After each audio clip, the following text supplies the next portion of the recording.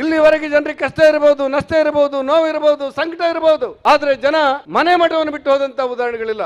ಅನೇಕ ಸಂದರ್ಭಗಳಲ್ಲಿ ವಿಪರೀತವಾಗಿ ಬರ ಬಂದಾಗ, ಕುಡಿಯುವ ನೀರಿಗೆ ಸಮಸ್ಯೆ ಆದಾಗ ಜನ ಜಾನುವಾರುಗಳನ್ನ ತಗೊಂಡು ಒಂದೂರು ಬಿಟ್ಟು ಮತ್ತೊಂದೂರಿಗೆ ಹೋಗಿದ್ರಂತೆ. ಇವತ್ತು ಸ್ವತಂತ್ರ ಭಾರತದಲ್ಲಿ ಯಾವುದೇ ರಾಜ್ಯದ ಯಾವುದೇ ಸರ್ಕಾರದಲ್ಲಿ ನಮಗೆ ಬದುಕಲಿಕ್ಕೆ ಸಾಧ್ಯ ಇಲ್ಲ, ಸಾಲಗಾರರ ಕಾಟ ತಡಲಿಕ್ಕೆ ಆಗ್ತಾ ಇಲ್ಲ, ನಮ್ಮ ಮನೆಗೆ ಬೀಗ ಹಾಕಿ ಹೋಗ್ತಾ ಇದ್ದಾರೆ ಅಂತ ಹೇಳಿ ಬಡವರು ಹೆದರಿ ಊರು ಬಿಟ್ಟಂತ ಪ್ರಕರಣ ಎಲ್ಲಿಯಾದ್ರೂ ನಡೆದಿದ್ದರೆ ಅದು ಕರ್ನಾಟಕದ ಸಿದ್ದರಾಮಯ್ಯನವರ ಸರ್ಕಾರದಲ್ಲಿ ಮಾತ್ರ ಅನ್ನುವ ಕಾರಣಕ್ಕೋಸ್ಕರ ನಾನು ಸಿದ್ದರಾಮಯ್ಯನವರ ಆಡಳಿತವನ್ನು ಖಂಡಿಸಬೇಕಾಗಿದೆ. ಎಲ್ಲಿ ಸರ್ಕಾರ? ಪಂಚ ಗ್ಯಾರಂಟಿ ಬೇಕೋ ಬೇಡೋ ಅಕ್ಕಿ, 10 ಕೆಜಿ ಅಕ್ಕಿ ಬೇಕೋ ಬೇಡೋ ಕೇಳಿದವರು ಸಿದ್ದರಾಮಯ್ಯನವರು ತಾನೆ. ನಾನು ಸಿದ್ದರಾಮಯ್ಯನವರಿಗೆ ಒಂದೇ ಪ್ರಶ್ನೆ ಕೇಳಲಿಕ್ಕೆ ಇಷ್ಟಪಡ್ತಾ ಇದ್ದೇನೆ. ಬೇಕೋ ಬೇಡೋ ಅಕ್ಕಿ ಅಂತ ಕೇಳಿದವರು ನೀವು, 10 ಕೆಜಿ ಅಂತ ಹೇಳಿದವರು ನೀವು.